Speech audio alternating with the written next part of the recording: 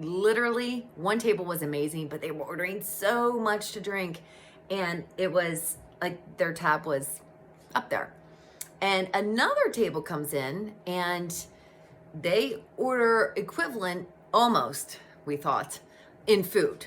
But, last tables of the evening, and I've got this dyslexia thing going on. So I literally ran the most expensive check on the wrong table.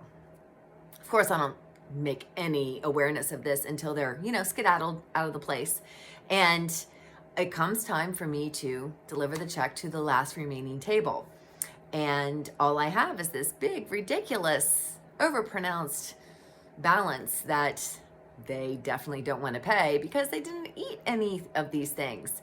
So I'm sweating, right? I mean, I got the rings going down all the way to my waistline, and I'm like, I don't know what I'm going to do. So there's this girl, another waitress, and she hears me and she comes up with this genius plan. And I'm like, oh my gosh. And she's kind of quieter, and I had no idea that all this was going on up in there. And I'm like, you're really good with numbers. And she's like, I am. And I'm like, you are smart as a whip. She's like, I'm very smart. And I'm like, okay, I'm going to need to borrow your brain for a second.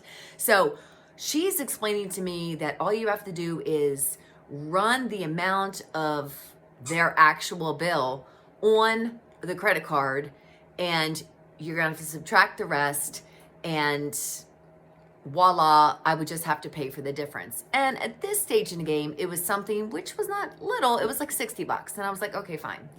My problem, whatever. So I go and I take it to them, and lo and behold, they want a military discount. And that's not chump change around our place. It's about 25%. So this girl had already bolted. She's heading towards the parking lot, and I'm running out the back door, and I'm like, wait, don't get in the car. I need you to help me figure out my life right now. Like, she wants a military discount. You cannot do a military discount without the manager's approval. Now, we got a new boss man that I definitely didn't tell you about yet, and high stress on the home front, okay? I can't go and ask for help because there's too much stigma with looking stupid if you even ask a question, back in grade school times. So I am like, I don't know what to do. What am I going to do? This is ultimately not going to work in my favor. What to do? So I go over to the table and I have to admit to them, like, I have to say, I made a boo-boo, okay? I swapped out the checks, and now there's a difference, and I have to get a manager approval for your military discount. And over walks the waitress. She's like, excuse me, just a minute. Before you say anything, I think I can still help you. And I'm like, oh, praise God. So I set to my table, because I always am all about, like, praise the Lord. I treat everybody as if they already are a Christian, especially in the South. I can get away with that. But, I tend to give the benefit of the doubt up front. So I'm like, I'm going to need y'all to pray for me. I'm sincere. And they're like, we got you. Take your time. And I'm like, okay, I'm feeling some love vibes. So I'm relaxing just a little bit until I go over to the computer, and I'm seeing that the grand total, we're looking at like $115. Going to come out of my back pocket. So I'm like, all right, I have to bite the bullet on this one, but how do I explain getting a military discount? Because I don't have the magic card. And this genius girl, she's like, you're going to subtract this 25%. And now numbers are all over the place. So my dyslexic brain is like, oh, meltdown, meltdown, meltdown. And I think my knees started knocking, because I literally was like, I'm going to get fired. Like, am I doing anything that could potentially get me in trouble? Because that's the other part of me that wants to be like, danger, danger, danger. You already are in enough hot water. You want to go covert, and you don't really want to get extra added attention to yourself. And I'm like, you know what? Abort ship, abort ship. I can't deal with this. So I go over and I'm like, I'm just going to give you your discount, and here you go. And thanks. You have a great night. And the man said, now we want a word from you. And I'm like, excuse me? And he's like, the Lord told us to ask you for a prophetic word. And I'm like, I don't feel I'm at any capacity to be able to do that, because I have to basically come out of pocket for $115 because of a mistake that this brain made. And so give me a minute. Let me see if I can tap in.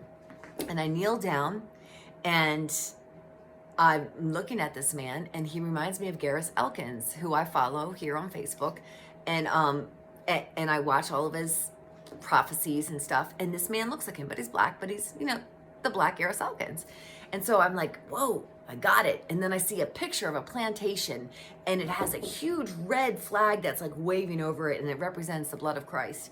And I see this man and his wife holding open the doors, and all these people are coming with wheelchairs and crutches, and it's just like a full-blown vision, right? And I'm like, this is what I'm seeing. And people are coming to you as like a safe haven. It's a reservoir. People are getting healed. And then there's like a stadium in the background with, light illuminating.